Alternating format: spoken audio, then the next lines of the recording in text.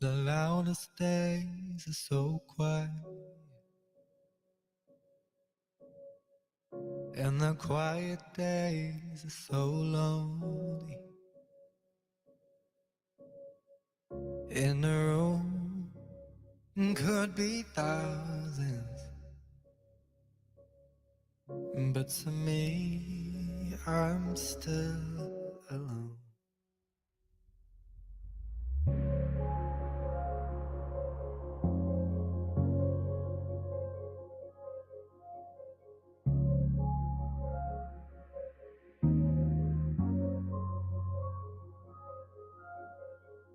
Oh, the loudest days are still quiet,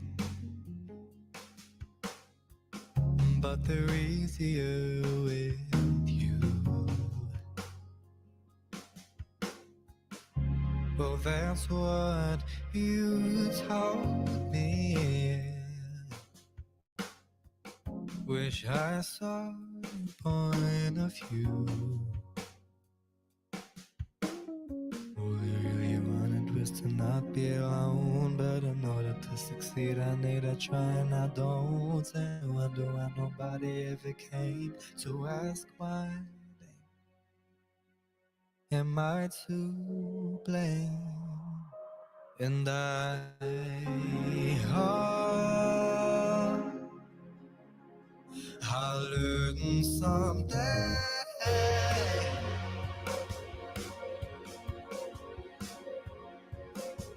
And I hope I'll find a way.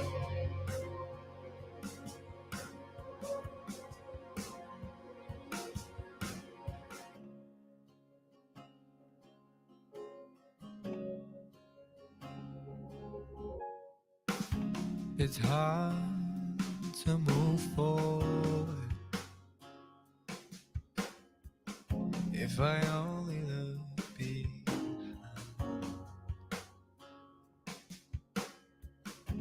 I'll spend my days reminiscing. Oh, I'll never fail 'cause I'll never try.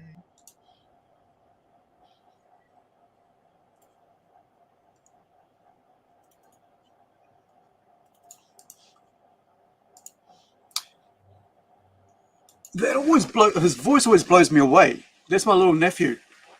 Oh, Josiah. wow. Yeah, it's like he hits that like bassy, and I'm like, Yeah. I don't Got hear that him when depth. he's normally talking. He doesn't have that deep bass sound, and now he's like sounding like a friggin' 40-year-old man, black blues singer type thing, in the South, all that. But yeah, man. So hey, everybody, welcome to a conversation with. There's a new show that we're doing, podcast we're doing, where we just have a talk with interesting people who are doing interesting in pop culture and comics and entertainment. It's not like an interview. Interviews, we do that on the plunge pop thing, which is just finding out more and more about a person's life. But this is more about what creativity they're involved in and having a conversation about that. And I've met Seth before here in about 2 years ago, and then we had him at an event, and then part of that also that later on he came to our event up here in Whangarei. So he's a really great guy, and I thought it would be really cool to have a chat with him about his amazing creations and his hard work and cosplay, especially in New Zealand, which is really popping when it comes to things like cosplay. So without further ado, I'm just going to put you on solo, Seth, and I'll get you to tell people about yourself a bit so they're aware. All right. Well, hi. Many of you who have been in the community a little while will know me primarily as Shinra Props or Cosplay Dad, showing my age a bit, primarily in the scene since I've been cosplaying 30-ish years.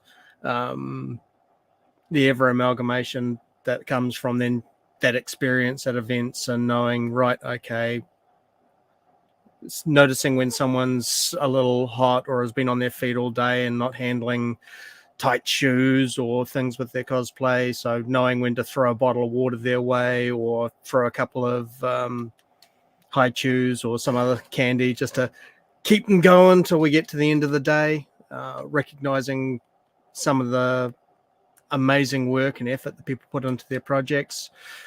Because as we know, cosplay really is just a free flow fandom art form.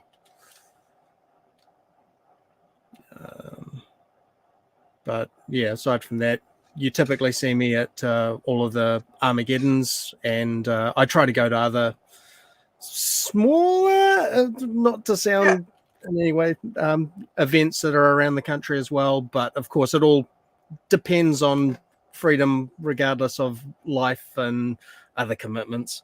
Yeah. Awesome. I didn't realize that you'd been in this for 30 years, man. Like, that's so cool. You know, I mean, a lot of people don't realize the amount of skill, the amount of dedication to what you do, as well as other people do in cosplay, bringing to life and making characters alive for people at events. I find that such an amazing thing. Give me 1 sec. I think somebody decided to mow their lawn. Yep.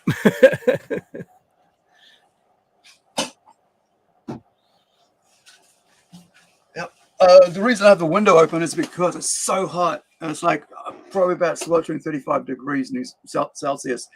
And it's summer here. And like, you know, I was falling asleep earlier, as I was saying to Seth, that it was so hot. And like, even though the windows are open, I still, you know, the heat was making me fall asleep. So yeah, I find, you know, that's something that I've really found really cool about the cosplay community, that there's so many people with so much love for certain different things, and not everybody's just one thing. You know, I look at you know, someone like Lynette, and she'll go into superhero, then she'll turn over to gaming, and then she'll go into like card gaming, and you're like, what's going on? Video gaming, and now you're doing card gaming. But it's about love for the character. And I'm like, I'm going to put up this here, and I'll get you to talk more about, like, you know, more about what you do and play these things over the last 30 years. So this was actually a project forecast for 2019. And a couple of them people may recognize that I did actually get done. Alexander Anderson in the top corner there from Helsing, and has been a reasonably common go back to for me. Zagreus from the roguelike Hades managed to rush and get that done, which was acceptable. I still want to work on it, and it's that sort of thing that a cosplayer generally is never completely finished with a project. They'll either see things to improve on, or have picked up new skills, or learned a new material technique and gone, now I want to remake that. Steiner from Final Fantasy IX was to be part of a group that didn't happen. Deathstroke below that from Batman Ninja or Samurai Batman. It was a interesting twist on, you know, sort of Batman and several of the villains ending up back in the Edo period of Japan. Which Batman Ninja. Yes, thank you. Which produced some amazing. Got some amazing costumes out of it, and so we were working on a group project because, as you know, a single cosplay from something that everyone's a fan of gets the wow factor. You get a group of people together, and it is the knock your socks off. Everyone just wants to stop and get a photo of the whole group sort of scenario. So it's always the goal. Similarly, the Emperor's New Groove image there. At some stage, I have a friend in the cosplay community who is a fantastic person, and very diverse, but also very set on the style of characters that she loves. And she is dying to do Yzma, but needs someone to be Kronk. And I'm like, okay, we're going to make that happen. complete with when they were doing some of the Santa parades. There would be sort of a Disney section and the floats and what have you. So the plan had been I was going to build a little wheeled Mikoshi so that, you know, how Kronk transports Yzma in the backpack. She wasn't confident with that, but I'm like, right, well, I'll just make a little wheeled trolley so I can be running down the street with Yzma sitting in the Mikoshi behind me. The big photo in the middle there has been a very gradual project. As you can see, it is a huge endeavor, making the props to the full clip-on armor and helmet. I finally feel that I've got enough know-how for getting it done, but it's still just having the time to build into it and get it all collaborated, because it's Halo Emil crossed into Warhammer 40k, like you see with the Power Fist there and stuff. So it's going to be a heck of a beast of a cosplay, and I'm looking forward to when I do get it done. So it's always going to get done, but the goal is this year. It may not be, though. I've got to be realistic with things, especially with, as we say, work commitments, life commitments. The one on the far end was part of a was it Zach Fisher Arts reimagining of so many World of Warcraft characters if they were all servants of the Lich King, so all with the dark nighty vibe. Unfortunately, with the way 2019 went, I ended up inheriting 3 sets of jobs, so I was doing triple shifts pretty much the whole way up to getting the big Auckland October one, and I was given 4 days beforehand. It's like, there's no point in me tackling a costume, but let's see how many props I can make to ensure that everyone who was in the group of about 30 people that got the cosplay together to attend, especially some of them that, you know, we've got amazing cosplayers all over the country. I've got some great friends down in Dunedin and Otago that really set the standard for high quality stuff coming out of New Zealand with wow factor. So it was right. Okay, if they're able to get up with their costume, but they can't pack a big prop, I can at least just give them something like that to pose with for the convention. And as I was talking to you just before stream, one of the other enormous goals for this year is, I'll slap that over the top.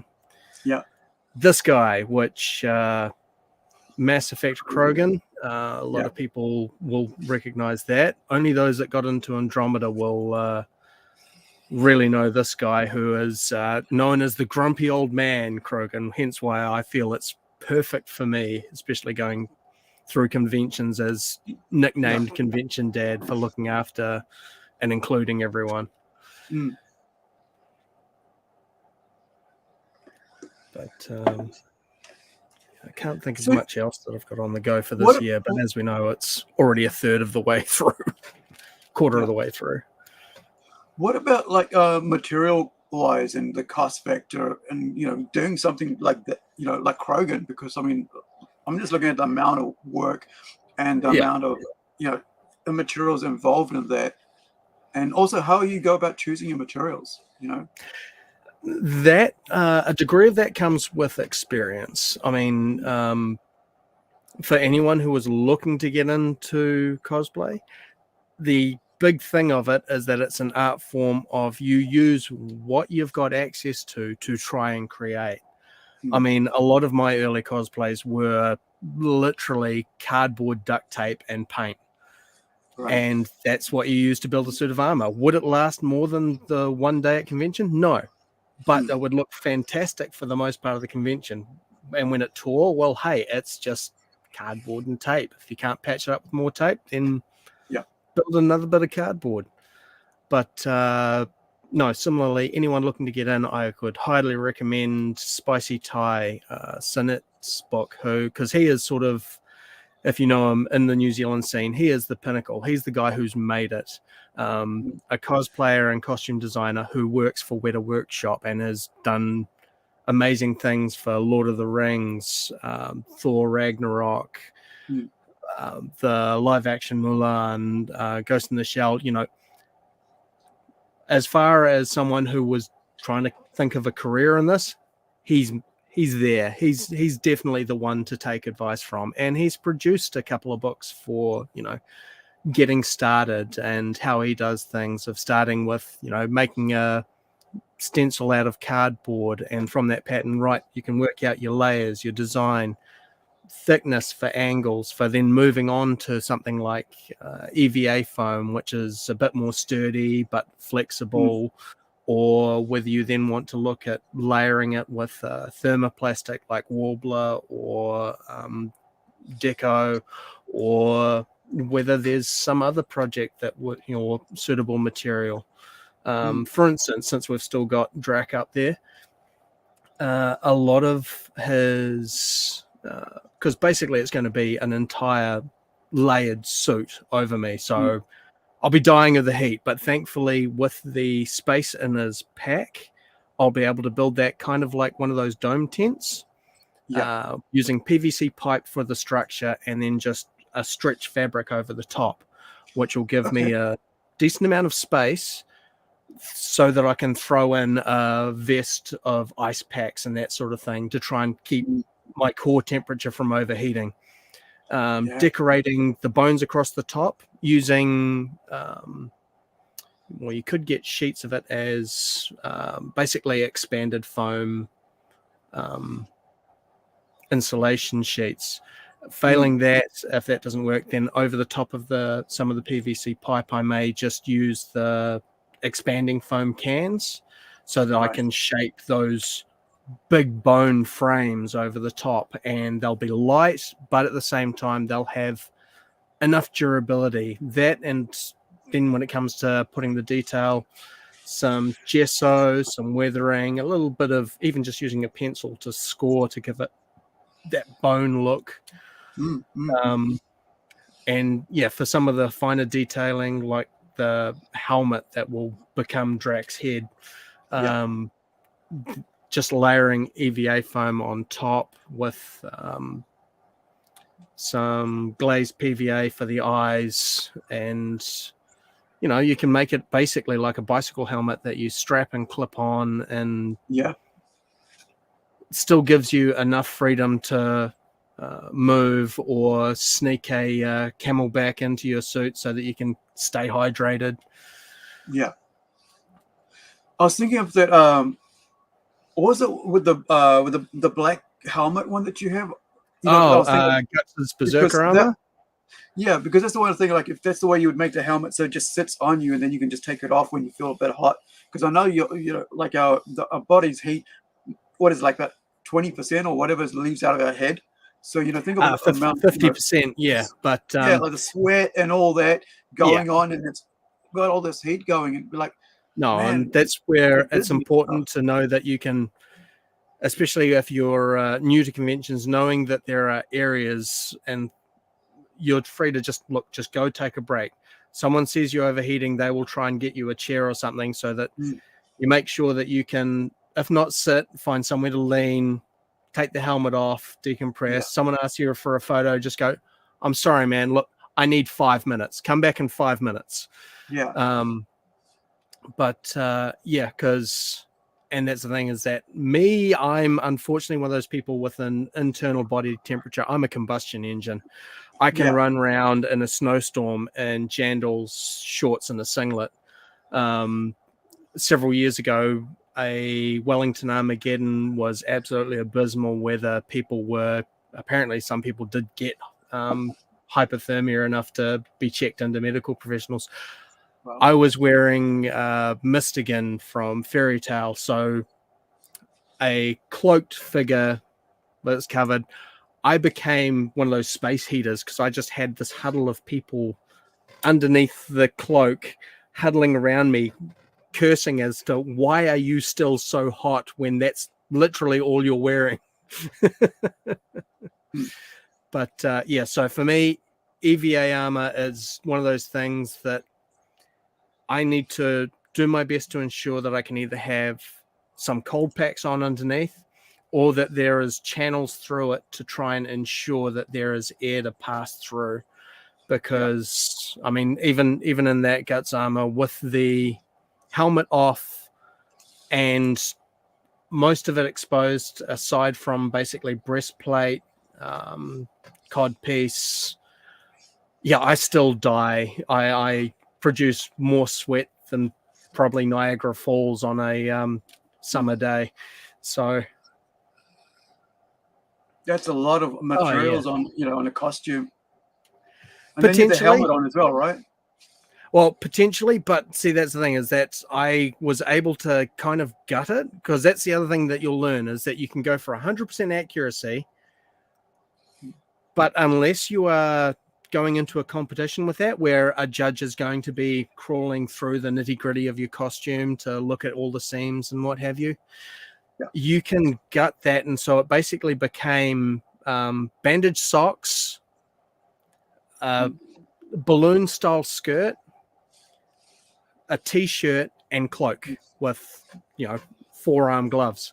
So aside from that, you know, you can turn it into a relatively light costume. But yeah, I die in whatever normally. Yeah, I'm just going to go back to guts as well, since we're talking about that, because like, that's a lot of foam, man. Like, and foam is not going to let go of heat, is it? It's going to hold heat. It does, and that's the joy of also being able to take it out in some other areas, is showing people the diverse thing, because a lot of people have delved down the rabbit hole of following, you know, some of the people that are professional cosplayers, and cool, they'll build the armor out of foam, then they'll lay a thermoplastic on top of it, and I'm going, you don't need to. You can still get that effect without going that far, and you're saving yourself a fortune. You're reducing the weight of your cosplay by 2/3, 3/4.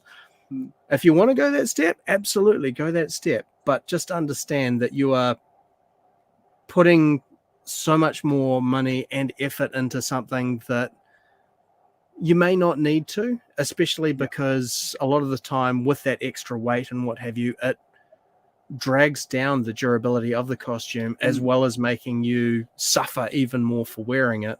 But with my one of the events I run for Cosplay Picnic in Warkworth area, for those that want to try and venture north of Auckland or south of Whangarei, I try to guide a lot of cosplayers that are starting out with ideas and go-to poses that will work, so that they can always get a photo of their work. Because as we've said, with me doing cosplay for 30 years, anything older than I've got, I think, 3 photos of my cosplays before 2015, nothing else. And so there's so many of those cosplays that I cannot wear or would not wear again, but at the same time I have no proof that I've done them. And so it's one of those goals of mine to make sure that every cosplayer has at least one photo of a cosplay they've done, so that they can look back, compare. I mean, one of them someone shared with me, and I'm like, cool. I look so terrible in that. And it's my first go at doing Misa from Death Note. I'm like, don't hate on yourself. That was you then. That was you starting your journey. You're now 5 years later. Look at how far you've come. It's a progress point. And I hate that I don't have that, because I would love so much to show some people, look, here's one that I did and it looks pretty cool. Yeah. Here's one that I did and I would be embarrassed to see myself in that now. But that was all that I had at the time, the best skills that I could muster. Look at how much I've learned since. I can now not only sew and do my leather work, but I can apply so much woodwork to replace the metalwork that we're not allowed to have at conventions. And you learn alternatives, and that's what I love so much about it as an art form, is that you're bringing to life things through pure creation and improvisation. I was just thinking, like, when you're talking about like foam and stuff, and how, like, you when people get afraid, like they're not doing and like learning for the first time. I remember I was gonna do, for our first event, right? I was building a suit for Red Dot, with character I created, where he has a body armor suit, and I ran out of time doing it, and I was like, I was trying to make it like a waistcoat, and it was like so thick, and I was cutting it. I spent so much money on it. I think, at that time it was the first time I was doing it, and now it just sits there. That thing, it just sits there, right? But I mean, 2 years ago when I went and actually did something, and put a bit of effort into it, like we ended up with this, and you did my hair here, right, on my wig, and but I was told, I think it was either Sonia the Hobbit, or if it was Lynette, who told me you should worry about your feet, because you're going to be in there for all day, right? Make sure your gotta be feet comfortable. So rather than making something like it, I actually just went and bought a friggin' $60 pair of sandals, right? Leather sandals, because it was comfortable. It was there. And then I was able, because I know how to sew, right? I was able to learn how to put it together, a actual costume, because it's a skill I actually learned when I was at high school, and carried on with it, at primary school, I should say. But I don't know not much about foam yet. I thought foam would be the cool way to go, and that's the way I started. But if I had decided to actually go with fabric first, something that I knew how to work with, I might have been a better, more confident, rather than waiting 5 years, or 3 years or 4 years before I actually went back to do it again. And, exactly. But like, I mean, I also, at the end actually worked at doing some foam, but actually it was my cousin who actually built the actual thing and painted it for me. This let me just say, so this thing here, right? So he drameled it all, and and gave him an opportunity to be part of this thing as well, because I didn't have the time to make it, but he actually had a good time doing it, and it was so cool being able to be part of that. And then that's when I got to meet you, and I realized that, like, how important it is to really think about the health of yourself while you're doing it, right? Exactly. Yeah. And if you're not going to make the whole day, then you have to plan that you're only going to be in it for, say, 2 hours. So similarly, that's the thing with my Krogan and probably my Spartan build, is Krogans have quadruped back legs. So I'm going to be on angled stilts. So I'm going to be, okay, I'll be suiting up in it, probably only doing about 2 hours, and then stripping back down, because otherwise I'm going to have severely cramped legs and not make it through the rest of the day. Yeah, that's a good one to show the way their legs go. So I'll be doing my best to incorporate that, but it won't be to those sort of dimensions. I mean, with the bones over the top of the backpack hump there, he's already looking to be about 8 feet. And as we know, doorways are something you've got to consider as well. That's pretty huge. Like, I mean, I'll grab this other one here. Right. So this is pretty, like you said, 8 foot. So when you're looking at this, where's your head at here? Like, are you looking through here? Yeah. Basically through his mouth is primarily where it's going to be, because the Krogan's head will be sitting, like a bicycle helmet on top. Then by using just a thin black cloth, you can line the inside of the mouth so that you are hidden, but you can still see. Right. And with, as one of my friends, Star Raccoon, you may have seen him as the Rocket Raccoon cosplayer in New Zealand, has taught me with some of his puppetry and what have you. I should be able to put a jaw strap so that basically as I over extenuate my voice and everything I would say, I should be able to make the jaw flap so that he appears to be doing the puppetry talking. You know, I'm just trying to see. What was his name? Because Knackmore Drac. So this, what sort of material are you going to look at using on this? I mean, like you said about the bicycle helmet sort of setup, but like then you got the cloth with, Yep. you know, for the mesh to look through. With the body armor here, and then you got the gloves, and you got the, you know, the what? Yep. Full van braces and leg plates so that I can muscle it up like him as well. So then you got the toe, like the, what is that, claws or toenails? Yeah, so that's the trick, is that because say what would, you know, if we were comparing it to a human, their calves will basically be my whole leg, and from there it's going to go into like a ski boot clamp, so I can build the entire feet as the bottom of stilt, Right. and so my the lower half of my legs will be held at a sort of 45-degree, 50-degree angle. So as I say, it'll only be a couple of hours because you'll be like here, half. right? Yeah, my knees will be there. Right. And but you're thinking, like, if you're on stilts, are you like stilts are over here, or yeah, or is it? Yeah. So wow, the stilts will be, you know, sort of lifting my feet not that far off the ground, so that lower, the hyper ankles that they've got will only be, you know, 6 inches off the ground for me, right? Because that's where sort of the toes of my feet will be in the boots, and so I'll be sort of spend the entire time in a half squat position for walking. Right. So hence I'm going, no, okay, I'll have to practice that a fair amount, and we'll probably only have a 2-hour limit for when I am in it before I'm like, nope, time. Your body's had enough. Killer, right? Oh, and thighs, because as we say, you know, you're permanently in.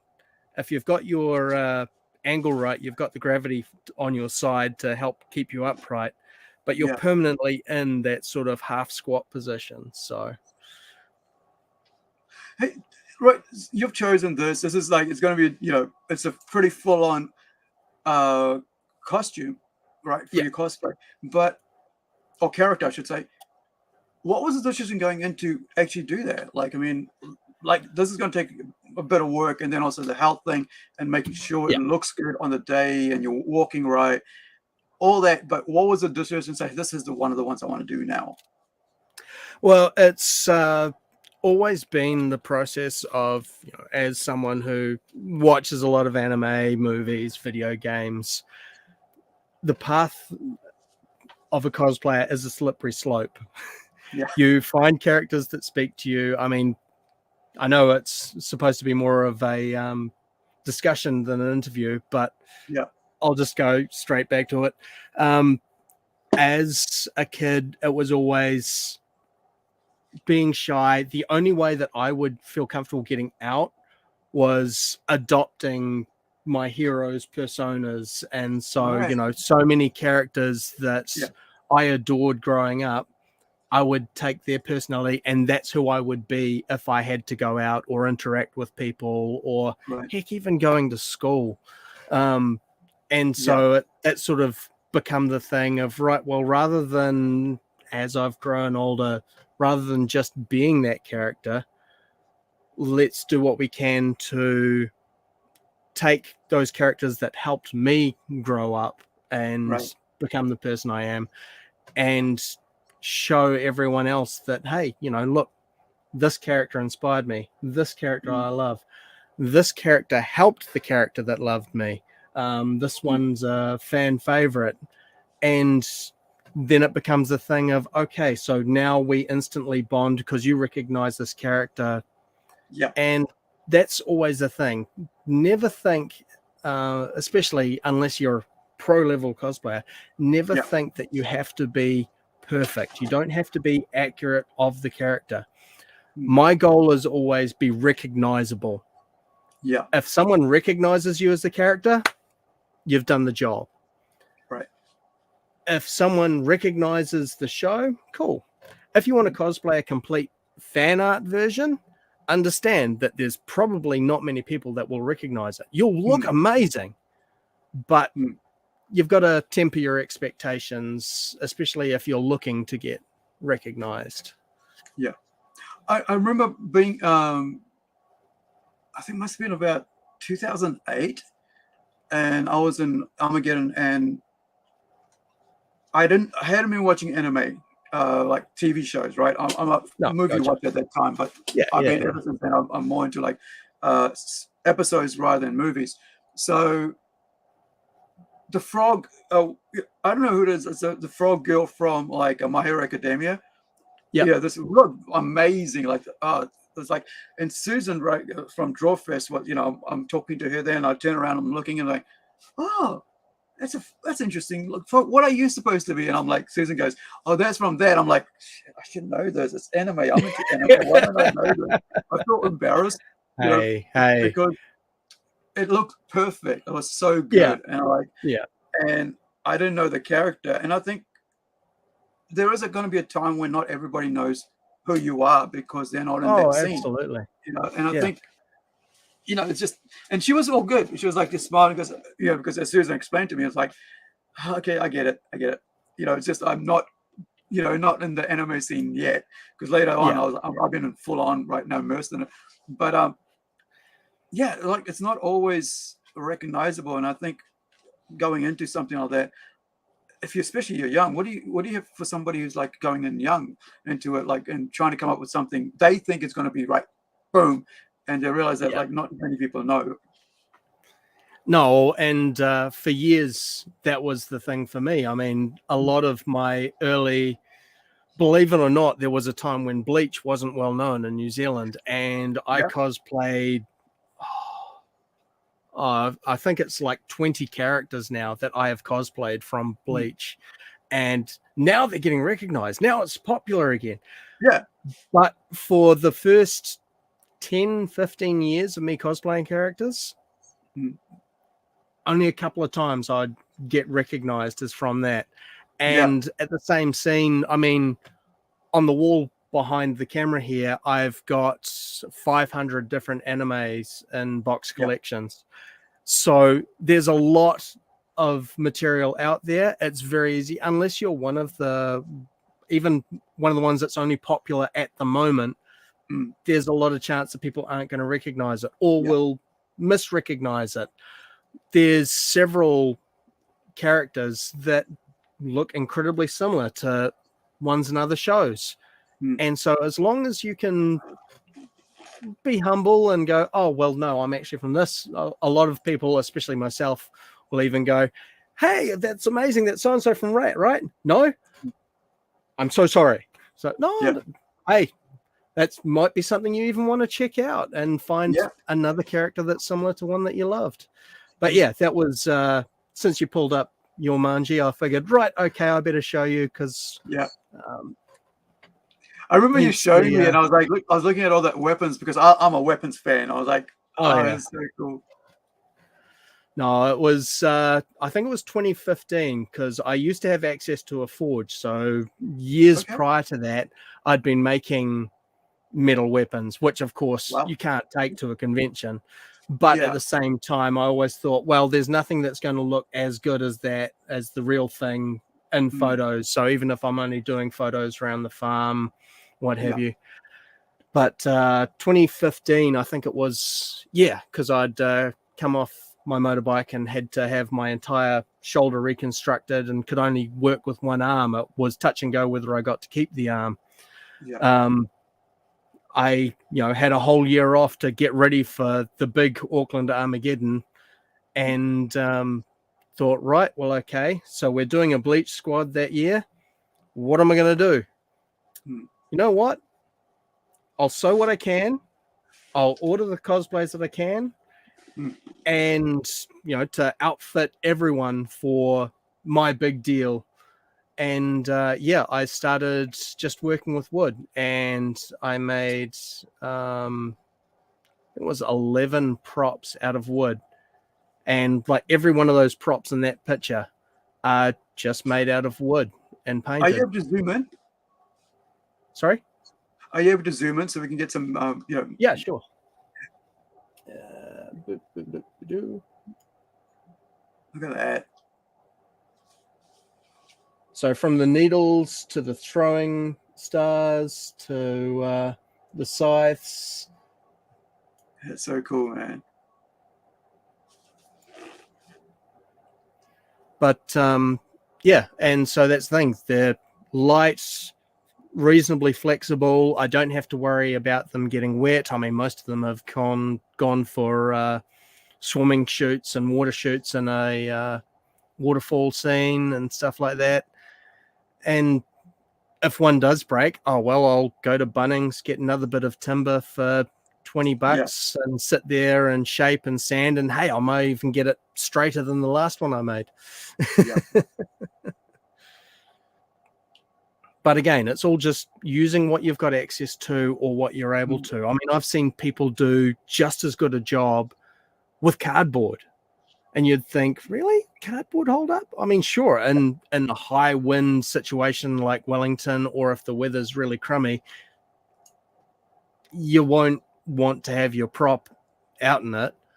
But at the same time, for a convention and getting a couple of photos, with the right photographer, you can make something that looks half decent look amazing. That's what I say with every shot I'm in.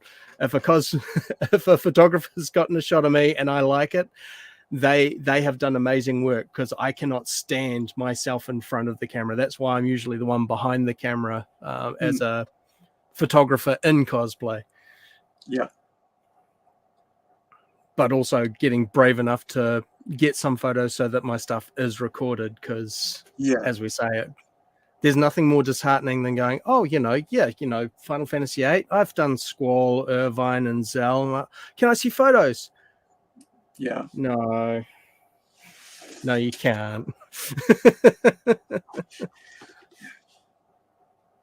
I wonder if if you were at events with those, and if somebody there at that event had taken photos of them, and they could, you could hound them for the photos. Well, it's been that sort of thing. If you're at events, people take it and you're not aware of it, and yet you can.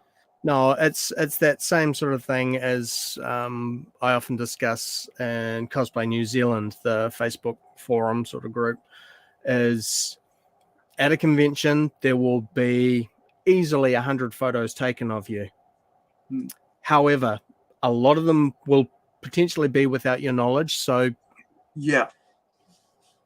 while it can be, it's something that's generally frowned upon, it doesn't stop it happening, especially from some of the general public. I mean, it's the same with why some cosplays like my Army of Two cosplay don't get to go out to most conventions, not because its tactical gear and prop weapons aren't safe or don't meet compliance. It's because someone with no knowledge that comes to the event can then complain or make an issue of it, and then it becomes an issue for the whole scene. But at the same time, unless the photo being taken is by one of the recognized photographers or someone who introduces themselves as an event photographer, chances are you will never see those photos.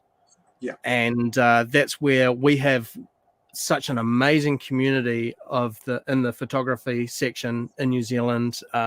Jesse from APG and his team, he's got 5 or 7 people that all help out under the APG umbrella. They do photos and videography. I'm just mental blanking all of a sudden. Keen from Capturing Cosplay took that photo of Manji. Kohika Creative, who I work with a lot at the conventions because I keep him. He's as bad as many of the cosplayers. Right, cool. I'll just take these other 3 people. Oh, we've got 5 more on the line. All right, well, I'll get through them and then I'll have a break. Yeah. Okay, it's now 4 o'clock. You've been going since 10 a.m. Buddy, have you even had a drink of water? Oh, yeah. Here's an energy drink. Here's a muesli bar. Eat it. I'll do these photos. Then you jump back in. Okay. Are you going to go for bathroom break as well? Good. Are you okay? I'm fine. Just take a break, man. CGR. No, we have a huge collection of really good and professional cosplay photographers who will ensure that everyone who is happy to have their photo taken will get at least 1 or 2 amazing photos that will generally be posted up either via Armageddon's website, or Cosplay New Zealand will have a thread for most recent event albums to go up. And, boom, there you go. Have a look through. You'll get to see a whole lot of cosplayers that you probably didn't even see were at the event, because let's be real, 20, 30,000 people in a day, you're going to miss stuff. And at the same time, then you get to yours and bang, okay, there's a copy of your photo, and you can generally have the watermarked social media one for free. Yeah. If you want, you can contact them and get the high res so that you could have it in your repertoire in case a magazine or something. Actually, I wonder what con artists are doing lately. Con artist, New Zealand's Cosplay magazine thing. Oh, right. But yeah, because they've done an interview with me as well, and talking about being humble and just taking it easy in the scene and making sure to be inclusive. Yeah, try not to be too stressed out over what's going on. One thing I want to think of, I was thinking about when you mentioned about Armageddon. The cosplay is almost like a service to what that event is. It's like, you're having competitions and all that, but you actually are walking in hand as to make that event even more better for the young ones. Oh, absolutely. For fans. Kids go, there's been Spider-Man, or there's been a conversation going for a long time that without the cosplayers, you wouldn't probably have 2/3 of the people that attend the events.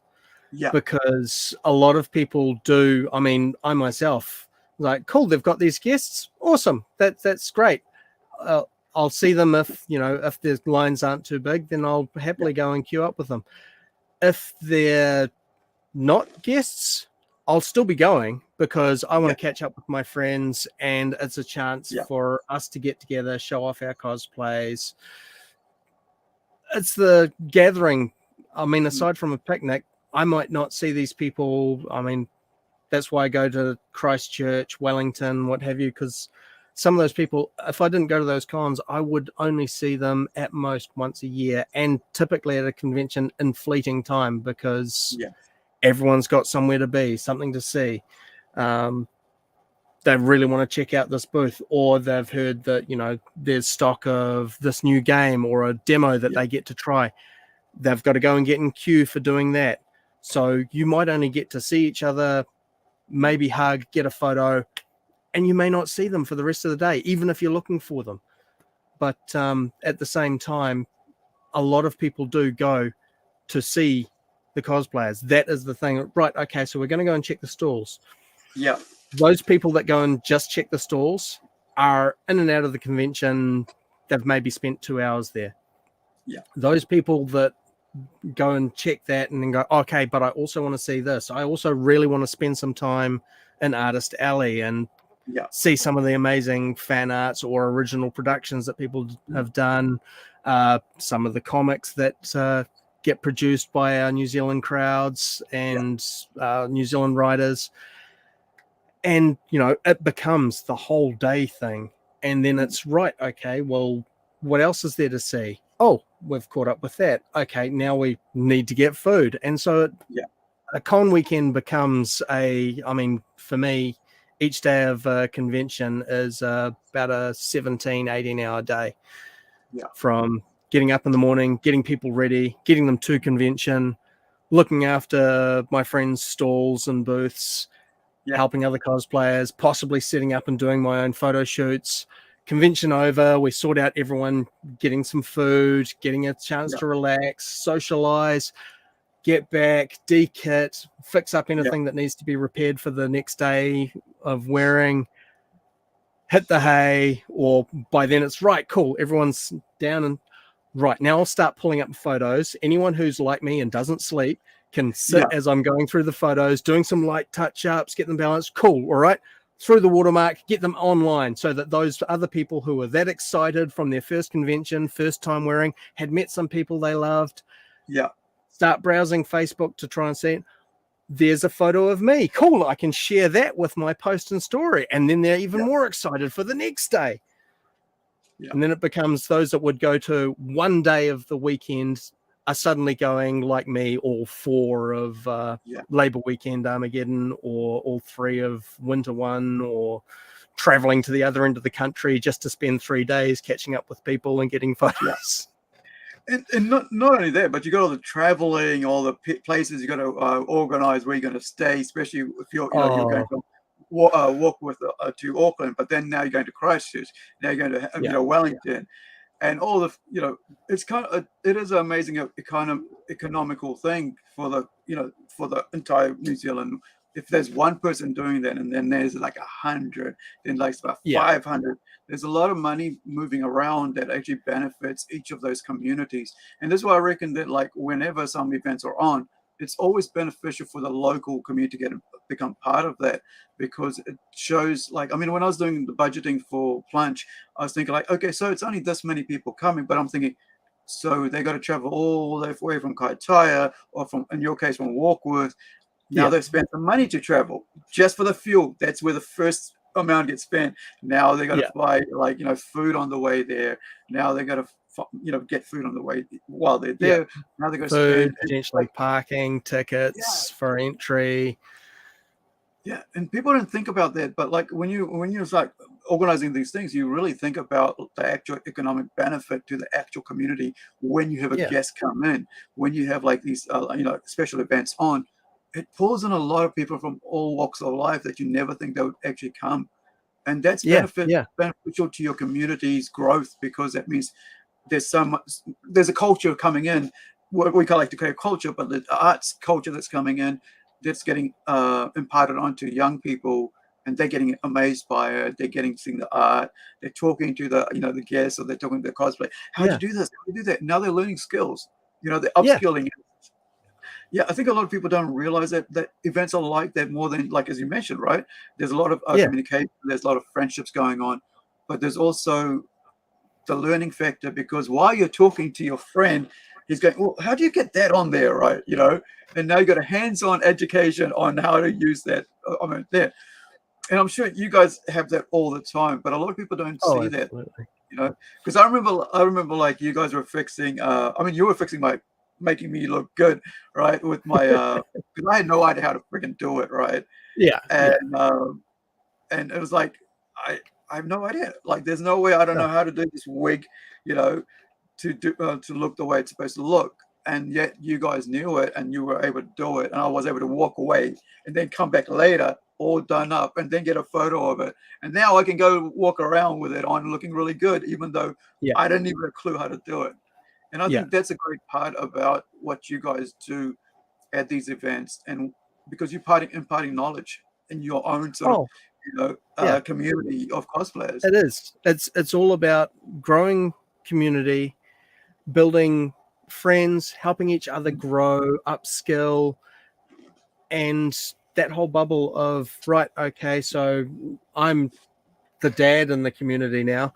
So from there, it's up to me to help inspire others to look at growing into being the older brothers, sisters, to then potentially be moving up the role so that when I eventually reach the point that as Master Roshi or Head Captain Yamamoto, I can no longer be the helpful one at events if I can attend at all, that there are people to fill the shoes and help each other grow, become so much. I mean, that's one of the things that I've definitely seen in the last 30 years is just how exponentially the skill level has grown and the techniques and the amazing quality of cosplays that we are now producing. And these are people who are so excited. I mean, I have a couple of them, oh, you know, this is only my second cosplay. I'm like, really? Yeah. Are you seeing this? Was, oh, well, I followed this technique and that technique. Awesome. I'm so glad you've got those skills. Don't be afraid of trying this or this or this. And oh, but what if it doesn't work out? Don't worry about it. It's all a progressive skill. Yeah. You start with something and you learn you readapt it, you build it higher, you find it's what it's all about is trying something. If it doesn't work, hey, if it comes to the convention time and you've got something wearable but isn't finished, been several times people have been like that with 40K creations because, you know, you've seen Space Marines, they're enormous suits of armor and stuff, and they're like, oh, I know, but it's only EVA, it hasn't been painted. Dude, it's still impressive. Come get photos of it, and there you go. There's the in progress shot to when you can then show, right, and now this is it painted. Boom! Yeah. And I think even like, you know, that work in progress is so cool as well. I think, you know, like, because you can see that, like, you're seeing it develop into what they finally were. And it's just amazing. Like, it's like, you know, when I put out like comic designs online, like my artist design or something, and I'm like, oh, look at, now it's just like, you know, thumbnails and stuff. Next thing is like the whole character. I'm like, wicked. I never thought it would get, you know, that would be the final version of it. But as it develops, you know, it's the same thing with cosplay. I think watching people, you know, share their photos online and, you know, and then see them dressed up at the final spot, you know, at the, you know, for the photo shoot, whatever, and they're posing and they, you know, it's like, you know, like the cherry on the top, because all that work's been put into it. And now you get to step-by-step work in progress. It's just the best thing. And so you've got this, how do you like as we finish off here, right? How do you plan what will work and what won't work going into it? Like, is there a time when you go, well, yeah, I'm probably going to need more skills, so I'm going to put that aside for this time, and I'm going to choose this one now. Oh yeah. That Spartan image I showed earlier, that has, like I say, been back and forth on the front burner, done this much. That's not going to work. I'll try making this for the helmet. That didn't work. Okay, so that's not even salvageable. That's scrap. That's it's going to sit back there until I feel like I'm skilled enough to tackle it. And I mean, that was the same with the Guts project. I've built 6 or 7 different forms of his armor from over the years, and a lot of them were only good for a single wear. That EVA build of the Berserker armor I've been wearing since I think it was 2017. So, you know, it's lasted 5 years of me going, okay, well, it made it. I'll, you know, rebuild it later. I'll rebuild it later. I'll rebuild it. Okay, I think it's time I finally scrap it and I'll just start again. But as we say, it's that ever-growing progress, and sometimes sometimes you've got to not be afraid of it failing, that you go and try something, and if it doesn't work out, then hey. And a lot of people, I feel, do not understand the value of sharing their work in progress shots as well. Leading up to again, that's one of the things I love seeing is people's work in progress, things going into Con Crunch, because I don't think they realize how much it excites other people and encourages them. Hey, look, my build's only this far. Keep working on yours, because I want to see what you're going to be wearing at Armageddon. and I can understand sometimes secret projects and things. Like I say, I have never posted progress work on some of them because I don't know if it's going to get done in time. Yeah. So better that we just keep those photos aside. And when Yeah. I do have a deadline for it, cool, I might release the whole lot. And there you go. Here's the finished project, it in stages, this failed attempt, this one.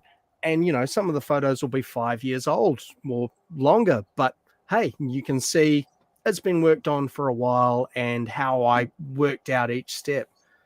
And it's so helpful to other cosplayers sharing your progress so that they can learn from your pioneering pathway. Mm.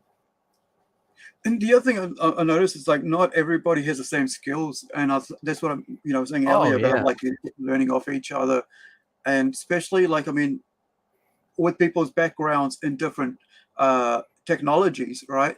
And even like if their parent knows something more, handy stuff, or mum knows how to tie that knot better, or stitch better, or something like that, that gets imparted to everybody else in the community by sharing that the work in progress thing. Oh, This absolutely. Is Yep. This is one of my friends, Archon Cosplay.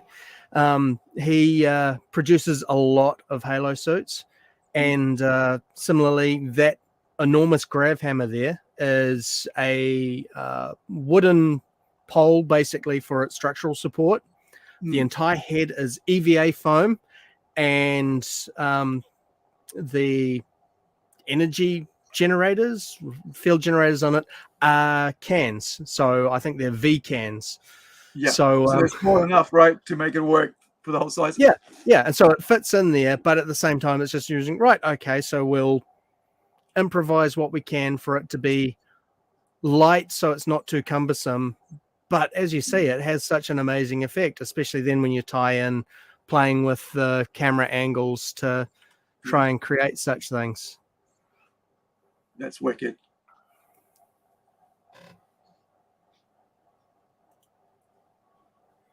Have you got any other photos to share? And then we'll do like words of wisdom bit that I like to do on here. And then we'll finish off. Okay. So, 20. That's from Stargate. That's the one. I was like, I knew as I couldn't, yeah. I'm a huge fan of Atlantis. I've got is it Emma Thompson? Not Emma Thompson. I always forget her name. But I'll show you. Gosh, one of my most favorite memories. All right, from Armageddon, Stargate Atlantis. I always forget her name, but British actress. We do get a lot of the Stargate stars, which is awesome. Yeah. There we are. It's Zagreus, and it must have been the following year. It's the gift and the curse of also being a cosplay photographer, as I'll have albums everywhere of cosplays and stuff. I think it's one of these ones.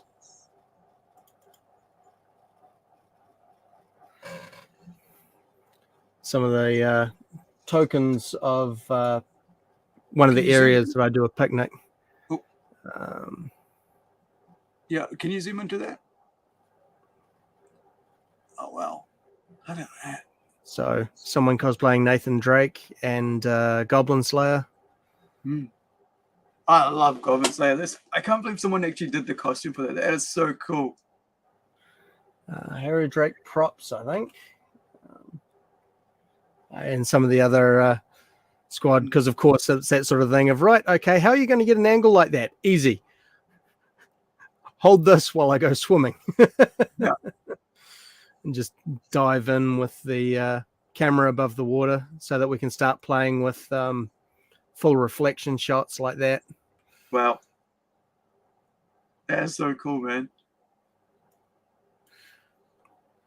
But all just little tricks that I also try to teach others who want to start out doing photography or just having poses for if they are then planning on going to conventions and things, because it's important to record it, as well as, you know, always feeling proud when people are complimenting you for what you have built and what have you. Because remember, no matter how small it is, a lot of people don't want to take the compliment on, and like they just go, oh yeah, no, but I just accept it, say thank you, and you know, because we as cosplayers are notorious, especially when we are talking to other cosplayers. You know, a cosplayer comes up to you and goes, oh, you know, you look so amazing, it's so well done. I'm like, please don't look too close, because I mean, this seemed terrible, and there's no back to the. It's like, nobody cares about that. They just you know. However, you look amazing. Take that, and if they start discussing the other things, that's where it can be. And I know it's a defense mechanism for all of us of going, yeah, but it's not perfect. Don't put me on too high a pedestal. It's like, yeah, true, but at the same time, you deserve to be recognized for what you've done. Yeah. That's a good shot.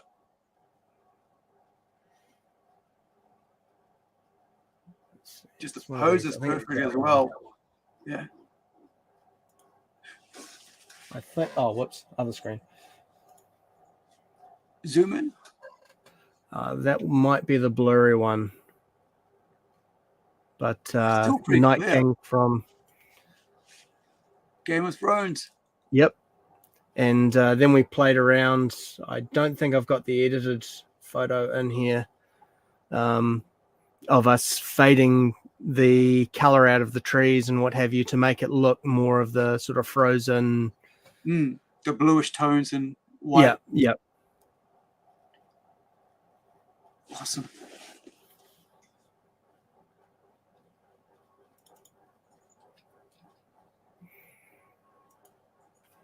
But yeah, Cosplay Lab definitely invests a lot in his creations as well.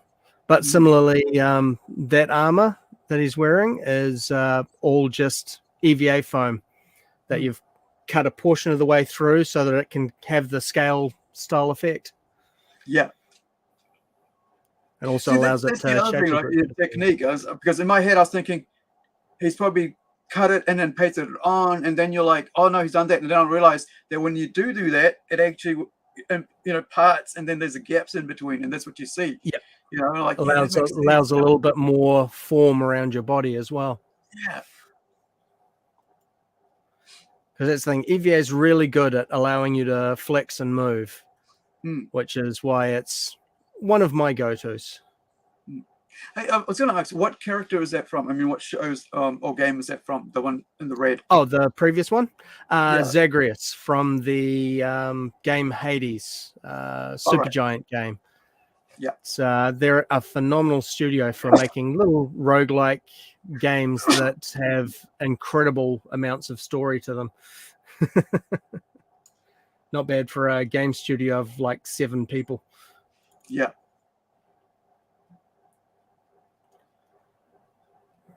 There's a group shot. There's a group shot, and it's in there. Maybe.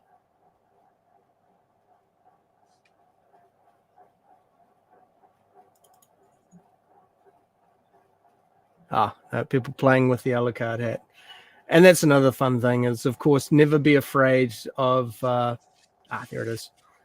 It's all well and good being serious, but remember, it's in the name. Play. Cosplay is there for having fun. Joking around, matching up, making different worlds come together. And, you know, it's probably one of the biggest selling points of cosplay is you're wearing something that you're a fandom of, literally. Right. And that's the beacon to anyone else who's a fan of the same thing. And so that's an instant connection between you and another person, as you know that you like the same show, possibly the same character. And from there, it's like a easy foot in the door for building friendships. And then you're in a community and learning how to help each other and well worthwhile for anyone who's got any sort of fandom, which I think should be just about anyone. Yeah, just to have fun and enjoy it.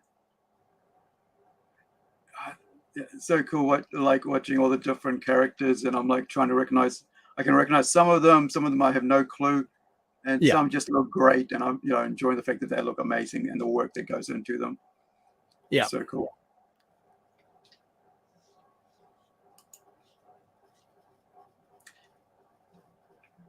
Hey, can you zoom in a bit? sure. Yeah. So, there we go. So we get a bit. Yes. So you got Attack on Titan. Of course, you've got is it Dragon Ball Z? Am I right? Or is it Naruto? Yep, Naruto, yep. young kid. Who's in the front here with the armor? Is it from? I mean, so weapons, gun, and then you've got on the left. I think he was Call of Duty, but Right. yep. I forget who it is, what show it was that was right on the left. Cabbage Merchant from Avatar. In the green. Yep. Yeah. Star Wars character. I don't think it may have been a specific character. It may have just been a character of their own. Tokyo Mew Mew in the middle. Pony Brony in the tactical. Rainbow Dash in between there. Amiku crouching down in front. And Mia Zabuza up the back. And yeah, I think the others were an OC and just tagging along. It's awesome, man. All right, so in finishing here, I'll give you a couple minutes to think about it. But we usually do like a 3 to 5 minute words of wisdom thing. Right. Trying to steal your wisdom and fair. and share that with the rest of the world about it's your 30 years, because I mean that's a lot of years of knowledge and accumulation and skills and everything. But just what do you think, and want to say to the people who are coming into cosplay or are in cosplay. So give me 1 sec. I'll put you on full screen, and I'll let you go ahead. It'll be pretty short because most of it, as you can tell, is kind of ingrained from the conversation throughout. I am 100% the sort of person who says just get out there, give it a go. If you've got a character in mind or something that you love and you feel that you could represent it, take the first step, give it a try. And as always, it's just that simple thing of do what you can with what you have available to you. If it works out and you get recognized, that's the top tier of what you could want. It's all a learning curve from there. Otherwise, it's just have fun, be humble, and be kind. Because not everyone is at your skill level. Not everyone has started the journey at the same time as you. If you've got something that you want to try and do, then try and do it. But at the same time, you don't want to drag anyone else down who has been trying probably their best as well. We're all on our own journey. Just remember that everyone wants to do their best and have fun. And if you can recognize someone else's character, it will make their day. The number of times that's happened to me, and one person in a whole day of convention recognizes the character or just even the show that the character's from. And, the whole day is awesome from that perspective. But at the same time, I don't expect anyone to. You just go with it, hope for the best, have fun, and always be kind and inclusive to others, because a lot of people just need a friend out there too, especially if you can work and help each other grow and build even bigger, better stuff. Awesome. Hey, now Shinra Props, does it have a website? Does it have a Facebook channel or Twitter or something like that? It's on Instagram, which I distaste, and Facebook is that's where I share all of my cosplay related stuff and photo albums is through Shinra Props and Cosplay, because otherwise it would get lost in the mess of other feeds and things and what have you. And I tend to not be very active on Facebook at the best of times. Joys of working 2-3 shifts, but anyone got any questions or want any help with cosplay, you can always just throw me a message and I'll either know someone who can possibly help you or try and just help you with what knowledge I have from my long time in it. We're generally a very friendly and inclusive group, so please feel free to join us. Awesome. Thank you, dude. I really appreciate it, Seth. Have an awesome day, man. I thank you for your time. It's just so cool to get to talk to you again after like almost like a year or so. So yeah, it feels like it anyway. Yeah, it's gone too fast. So it's like we just talked the other day, right? So thank you so much, man. And all right, good to talk to you. You want to say anything and parting, and then I'll finish off here. No, I think I'll leave you to it, and I should probably go get dinner started. Awesome. Thanks, bud. All right, guys, thank you for joining us. And I love these conversations. As you know, I like to talk to people and stuff. So next week we have Katie Dead, who's got a channel called Katie Dead channel and on YouTube. And she's going to talk about, come across and we'll talk about her channel and comics and podcasting and, pop culture and stuff and a commentary. So when, we'll catch you next week, but wherever you are, be well, be safe. And like I always say, if you've got a loved one nearby, give them a kiss. And if you haven't, and they're far away, jump on, Facebook or social media, let them know that you're okay and let them know that you're thinking about them. People sometimes need that. And a word, online could even, be their little place to make them happy for that moment. So thank you. Ka kite anō. See you next time.